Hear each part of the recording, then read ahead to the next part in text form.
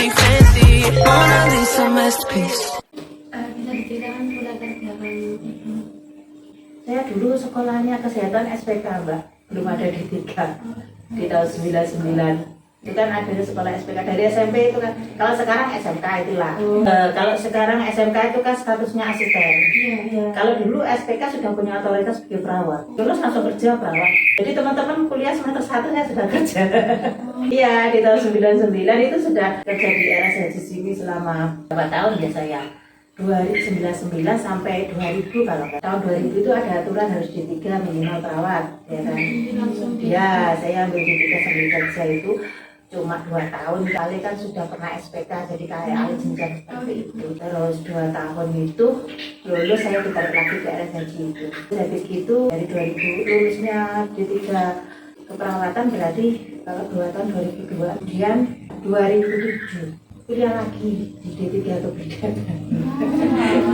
Dari awalnya jadi keperawatan. Iya. Saya paham job-jobis masing-masing. Kalau orang di desa itu kan kita izin praktek gitu. Kebetulan ada pasien brojol. Kalau pasien brojol ya otomatis kalau ada mau saya tolongkan. Iya. Saya menggunakan izin praktek perawat. Sehingga banyak komplain lah dari ibu. Bagaimana izin prakteknya perawat kok naruh persalinan? Karena mereka tidak melihat secara kontekstualnya. Kecuali kalau saya mengawasi dari pembukaan satu. Ya posisi itu sudah di luar. Ya, terus akhirnya saya sekalian ditarik di 4 pendidik itu, dan waktu itu kan masih SST ya, bukan STR ya. Pertama muncul kan SST, tapi dulu itu kan nggak terpecah seperti ini, ada 4 klinik, ada 4 pendidik, ada puskesmas gitu ya. Sebenarnya kalau kita mau lanjut profesi itu nggak, katanya dulu kalau klinik ya nggak boleh, kalau pendidik berarti nggak langsung profesi, nggak bisa gitu ya, rumornya kan gitu. Ternyata dari provinsi itu boleh. Ya memang kan dulu adanya cuma di 4 pendidik aja. Terus akhirnya saya tanya-tanya kemarin itu, boleh kok Bu, sekarang mampu di 4 pendidik klinik maupun puskesmas itu bisa langsung ambil profesi. Karena memang kan baru-baru ini aja ada cabang-cabangnya itu. Terus aku resign dari RSCG tahun 2010. Aku mesti terus balik dulu. Pegang prodinya di sana 6 tahun pidana Jombang. Iya. Saya dulu di Darul Ulum. Gitu, saya di Darul Ulumnya. Tapi 6 tahun sama suami suruh resign. Kan kadang kalau mereka pada praktek klinik kan kita supervisi pulangnya sampai sore. Malah tujuanku mereka kadang sampai 2 Iya. Terus saya fokus udahlah praktek klinik aja, terus kerjasama dengan BPJS, dengan BPJKB. Terus kebetulan di DPKB juga dipercayakan sebagai CO fasilitator untuk stuntingnya. Jadi keliling 10 desa itu kasih materi kan, terus mata juga setiap perkembangannya. Dan uniknya itu Batu itu padahal kota kecil sejahtera, tapi stuntingnya urutan kedua dari bawah Jawa Timur. Nah itu kan berat juga sampai kemarin itu, makanya stuntingnya karena apa ya? Salah satunya pernikahan remaja itu kan, permasalahan di Kota Batu untuk masalah kesehatannya. Terus ya banyak faktor ya, yaitu tadi pola asuh juga. Sekarang Ibu apa selain juga praktek mandiri juga apa jadi puskesmas? Tidak. Saya praktek mandiri BPM murni. Cuma memang sering diajak kerjasama dengan Dinas Pemberdayaan Perempuan dan KB itu kan, kadang sama kecamatan juga disuruh isi materi. Kalau ngambil seperti itu kan waktunya kan cuma bulan-bulan aja, tidak butuh waktu lama. Tanya berarti Ibu awalnya itu perawat. Iya. Berarti cita-cita awalnya perawat. Iya, ya pokoknya kesehatan. Kan sudah. Iya. Tadi gara-gara yang Ya sebenarnya banyak faktor ya, sebenarnya kan ya masalahnya bukan seperti itu ya, kayak ya sudahlah sekalian. Cuma kan kadang kan orang itu kan mengkotak-kotak mengcover gitu ya. Iya. Sebenarnya kalau saya amati, saya sudah pernah di dua dunia ilmu itu. Sebenarnya kalau secara ilmunya itu lebih banyak kan perawat loh. Maternitas juga ada, ya kan. Cuma memang secara jobis memang harus kotak-kotak. Bahkan sekarang itu tuh juga undang-undang baru kebidanan juga banyak dibatasi lagi. Jadi ya kita kan harus bisa menguasai masalah ilmu sosial budaya dasar mereka juga, ISBD-nya. Ada tugas baru lagi, jadi Pokjanal Kota. Kan Pokjanal pokok kerja posyandu nasional itu loh, yang kita ada program dari kota untuk masalah posyandu terpadu. Sekarang kan posyandu kan harapannya ada posyandu lansia, posyandu Oh, iya. remaja, posyandu balita. Ini katanya kota, kecamatan, desa kan gitu kan. Jadi saya timnya yang dari kota untuk mengawasi. Kebetulan di IPI itu kebetulan saya sebagai si pendidik. Kalau ada penugasan apa yang ada kaitannya dengan IPI, Mbak misi gini. Tapi ilmunya, saya senang memang suka kasih ilmu ke orang itu senang. Meskipun tidak di pendidikan, tetap di masyarakat ada manfaat gitu loh Mbak. Saya pertama kali di sini itu lihat orang sini di Lubula, ke pendatang bukan asli langsung di Rasul juga. Hasilnya pun Ibu. Bojonegoro, kalau kamu Bojonegoro. Menurut Ibu, apakah mata pencarian penduduk desa itu juga mempengaruhi Remaja kesan lingkungan? masuk juga ya. Karena kan gini kadang itu kalau orang sini itu kan untuk pendidikan rata-rata ya SMP, SMA. Karena sekarang ada aturan bahwasanya sekolah dasar sampai SMA itu baru pada SMA kan ya. Dulu habis SMP ya pokok diminta Iya. saya ya cuma secara SDM banget ya. Nah, lebih mengutamakan style hidup gitu kan. Pokoknya omahnya api, kursinya api, untuk gelangnya akeh. Baru-baru ini ada yang mau punya. Nah juga loh Mbak, masalahnya kan kalau apa tadi mata pencarian itu kan. Sekarang orang ya memang apalagi bertani gitu kan apa itu ada meritnya seperti itu.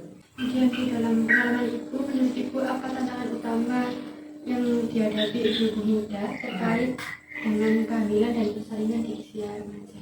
Ya kolase pasti itu. Mereka belum siap pas jadi ibu. Mungkin karena faktor rasa penasaran yang dikatakan hubungan seks seperti apa gitu kan. Pikir kita enak etok di balik layar itu kan. Apalagi saya juga tidak menyalahkan 100% anak remaja. Terkadang orang tua juga mendukung untuk masalah itu orang sini. Ya, yang penting kan bukan dari faktor orang tuanya dong. Itu kalau orang tuanya kaya raya, tapi anaknya sendiri malah tidak mau kerja dan sebagainya, kurang mandiri, kan yo terbentuk juga. Dalam situasi kehamilan remaja yang tidak diminta seperti Ibu bilang tadi itu, apakah ada layanan khusus begitu Bu? Kan soalnya terkadang masyarakat itu mendiskriminasi begitu Bu. Kok mungkin kok rata-rata kata ini hal yang wajar itu. Sebenarnya bukan hal yang wajar. Sebenarnya bukan hal yang wajar. Setelah kita melihat dari kacamata agama seperti itu kan, ya sebenarnya nggak wajar. Iya. Terus tapi Layanan khusus untuk kehamilan remaja mungkin ada konseling atau ya itu tetap dikuatkan. Kalau misalkan mesti kalau sudah terjadi seperti itu kan biasanya pertama yang ada dalam pikirannya kan malu, izin, jadi sosial kita gugurkan kan seperti itu kan. Dan memang seperti itu tapi nggak semua ya sebenarnya kan seperti itu kan tetap melakukan pendekatannya. Apalagi sekarang ada PPK itu kan, jadi kadang saya itu kayak sudah hamil ya nggak apa-apa, artinya nggak usah didata, mau gimana lagi mau sudah hamil. Jadi kita memantauannya mulai dari ibu hamilnya, kan kita mengikuti catin, bumil, iya kan, terusan ibu bersalin, ibu nifas, anak balita sampai balita itu kan. Jadi mereka tetap didampingi, dipantau juga, ya kan. Memang sudah terjadi mau gimana? Yang penting kan kita tetap harus melakukan pendekatan dengan ngopiak-ngopiak. Mbak tetap setiap bulan datang ke posyandu, nggak usah malu, karena kita fokusnya pada kesehatan ibu dan janinnya, gitu aja, nggak masalah, gitu loh. Ya pasti perasaan apa kayak minder apa shock gitu ya ada lah. jadi untuk TPK tadi itu bentuk kolaborasi ya, kolaborasi ibu dengan pemerintah untuk ya endingnya kan untuk penurunan stunting itu. Tapi sebenarnya kan lebih enak gitu, jadi semua bumil, semua calon pengantin itu akhirnya terpantau semua kan, tidak ada yang terlewatkan seperti itu. Digalakkan bahwasanya kan itu harus kehidupan gitu ya. Dalam satu wilayah itu kan berarti dia sudah tahu, oh ini sekian kakak, oh ini yang beresiko sekian, wanita usia subur sekian, calon pengantin sekian, itu kan terdetek semua. Jadi sudah dikontek terus dari awal. Kalau apalagi mereka yang usianya tidak mencukupi seperti itu duluan, andai belum hamil pun juga tetap kita kawal, tetap kita kembalikan ke kelainan. Gini, gimana Mbak hasil akhir itu pengisian LC-nya? Belum layak hamil dan belum siap nikah itu Bu keterangannya. Tapi gimana orang tua sudah mau sudah deal acaranya ini sudah ngantuk ini nggak mungkin batal kan. Harusnya ya cuma gini aja Mbak, ya monggo silahkan, tapi usahakan jangan hamil dulu. Sarankan menggunakan KB tapi yang bukan jenis hormonal gitu loh, yang nanti sekiranya pada saat usianya dia sudah mencukupi, kalau misalkan disarankan KB yang normal bisa menggunakan kondom. Secara usia matang dia sudah siap, masa kesuburannya tetap kembalinya gitu loh. Kalau sudah kena hormon kayak suntik apa kan masa suburnya kan susah. Iya, suntik itu kan kalau apalagi yang 3 bulan kan nggak bisa main dan lain sebagainya. Itu kalau belum pernah KB, belum pernah punya anak, kita kena hormonal, itu mengembalikan masa suburnya itu susah. Tahunan. Kalau hormon kan lebih disarankan tidak pakai KB hormonal. Iya, kalau usianya belum mencukupi, tapi wong tuane ngotot ae selak pengen mantu kan ngono to.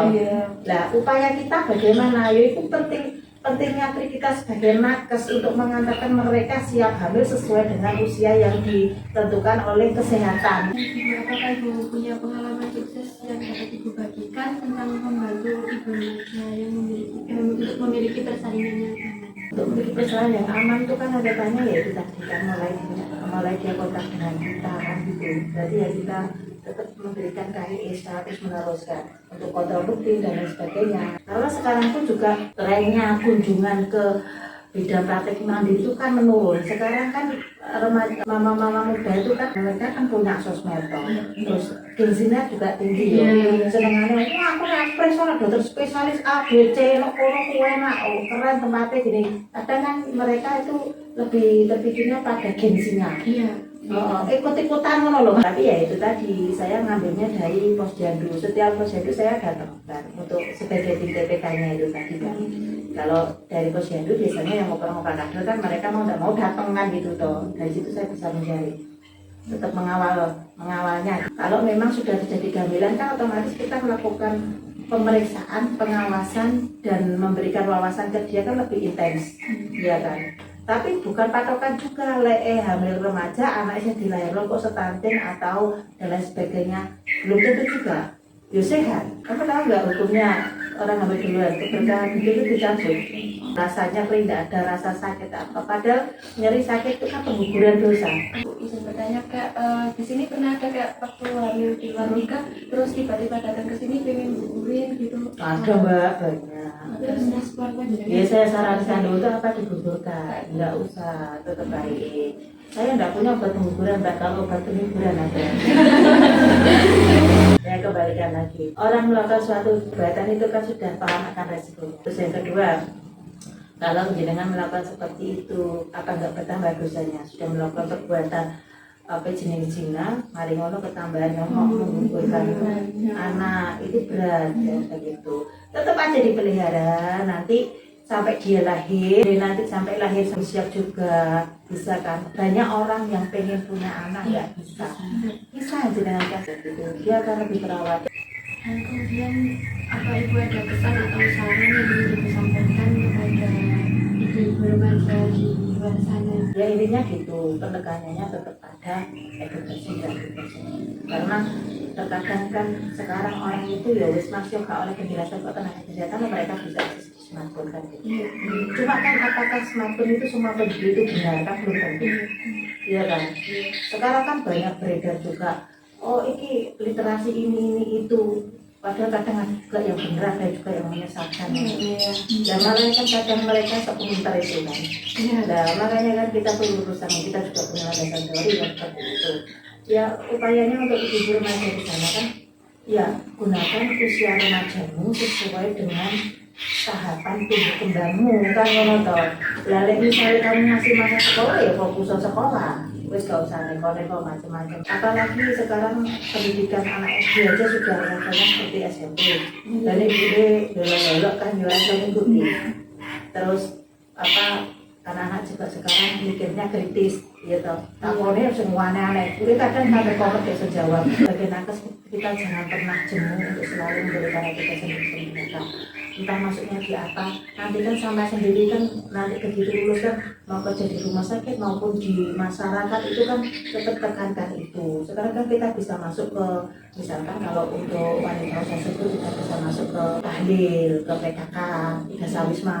Kalau di remaja bisa masuk ke Karang Taruna.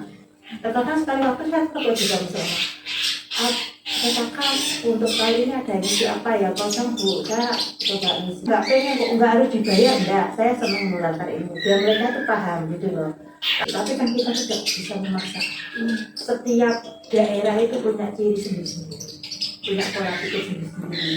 Makanya kita bisa mengenal itu bagaimana kayak latar pendidikan, terusan anu dan sebagainya. Tapi alhamdulillah ini sudah mulai bisa apa itu katanya pendatang yang mereka mengisi dari penguatan sisi agama, dari penguatan kesehatan, dari penguatan apa ngarani kreativitas budaya remajanya.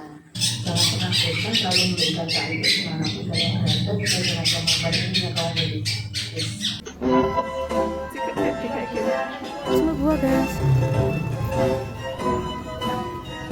Guys, pemandangannya. Habis berhubungan.